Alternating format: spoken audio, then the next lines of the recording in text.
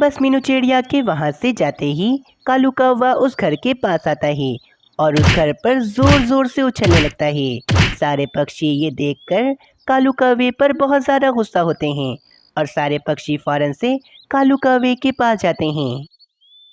बेवकूफ कवि, तुम्हें क्या लगा कि मैं बेवकूफ हूँ? तुम इस तरह कर करके अपना कारोबार मुझे बहुत परेशान कर रही है।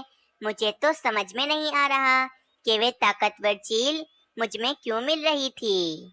कहीं वे मानो चिड़ा ठीक तो नहीं कह रहा था ना कि मैं वाकई एक चील में मिलता हूँ।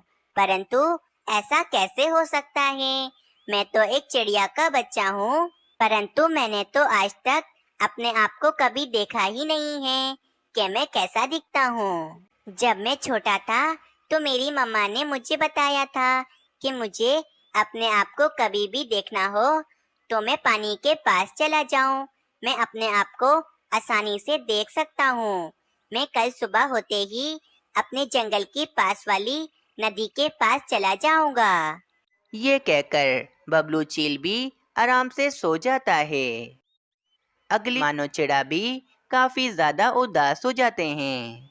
चील आंटी, मैं इसी जंगल की चीलों में से किसी एक चील का बच्चा हूँ, परंतु मुझे जंगल के पक्षियों ने पाल पोस कर बड़ा कर दिया और वो कहते हैं कि मैं उनका बच्चा हूँ।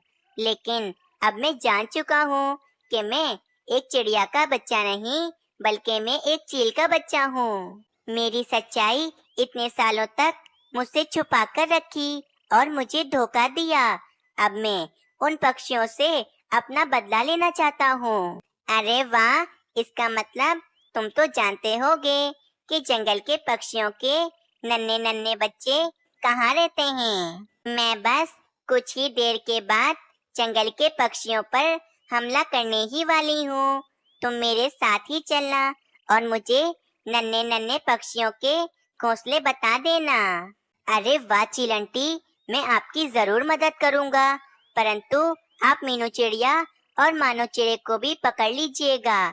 मुझे इनसे अपना बदला लेना है। हाँ ठीक है, मैं अभी चलती हूँ, कुछ देर के बाद में आती हूँ, फिर चलते हैं पक्षियों को पकड़ने। ये कहकर वे बाजू चील वहाँ से चली जाती है और यहीं बाजू चील बैठा हुआ होता है कि इसे एक पक्षी की आवाज सुनाई देती है। कोई मुझे बचाओ, कोई मुझे बचाओ, मुझे इस पिंजरे से आजाद करवाओ, कोई तो है, मेरी जान बचाओ। ये आवाज तो यहीं कहीं से आ रही है, चलो मैं देखता हूँ। ये कहकर वे बबलू चील इधर उधर देखने लगता है कि आवाज कहाँ से आ रही थी। बबलू चील इधर उधर ढूंढ ही रहा होता है कि बबलू चील को सामने ही एक कबूतर पिंजरे में कैद दिखता है। बबलू चील फौरन उस कबूतर के पास जाता है। अरे कबूतर अंकल, आपको पिंजरे में किसने कैद किया है? तुम तो बबलू चील हो ना? मैं तुम्हें अच्छी तरह से जानता हूँ। तुम्हारी चील मम्मा मेरी बहुत अच्छी दोस्त थी, परंतु उनकी तेज बारिश में मृत्यु हो गई थी और उनका अंडा पानी में बह गया था और फिर वे अंडा तुम्हारी दूसरी मम्मा सोनू चिड़िया ने उठा लिया था और इसे बिल्कुल अपने अंडों की तरह ही रखा था और फिर उस अंडे में से तुम निकले थे बबलू चील। सोनू चिड़िया ने तुम्हें अपने बच्चों की तरह ही पाला था। लेकिन बबलू चील, तुम यहाँ पर क्या कर रहे हो? तुम्हें तो मानो चिड़े और मीनू चिड़िया के साथ होना चाहिए था ना। फिर बबलू चील कबूतर को सारी बात बताता है कि बबलू चील मीनू चिड़िया और मानो चिड़े से अपना बदला लेना चाहता है। अरे दुष्ट कहीं, आज तुम उसी सोनू चिड़िया के बच्चों की जान लेने के पीछे पड़े हो, जिस सोनू चिड़िया ने तुम्हें पाल पोस कर इतना बड़ा कर दिया है। मैंने तो सोनू चिड़िया से पहले ही कह दिया था कि चीलें हमारी दुश्मन होती हैं। चीलों के बच्चों को पालना बहुत बुरी बात है, लेकिन सोनू चिड़िया ने मेरी बात ना मानी और तुम्हें पाल पोस कर इतना बड़ा कर दिया।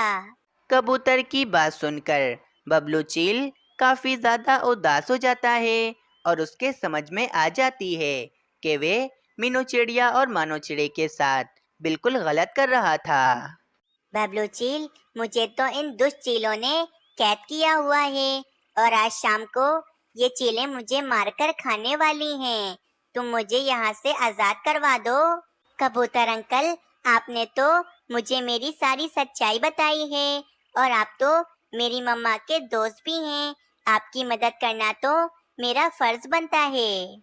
और फिर बबलू चील उस कबूतर को आजाद करवा के अपने जंगल की तरफ ले जाता है। बबलू चील फौरन मीनू चिड़िया के पास आता है और मीनू चिड़िया से कहता है, मीनू चिड़िया, जल्दी करो, इस जंगल में चीलें हमला करने वाली हैं। तुम सभी पक्षियों को लेकर इस जंगल से दूर चली जाओ।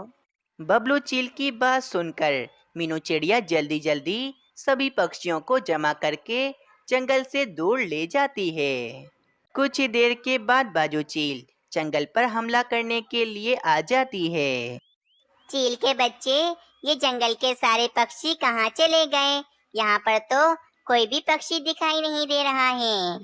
चील आंटी, शायद जंगल के पक्षियों को किसी ने पहले से ही खबर कर दी होगी कि जंगल पर हमला होने वाला है, इसीलिए सब पक्षी जंगल छोड़कर भाग गए हैं। ये बात सुनकर बाजू चील गुस्सा होकर वापस पहाड़ों की तरफ चली जाती है। कुछ ही देर के बाद सारे पक्षी वापस अपने जंगल में आ जाते हैं।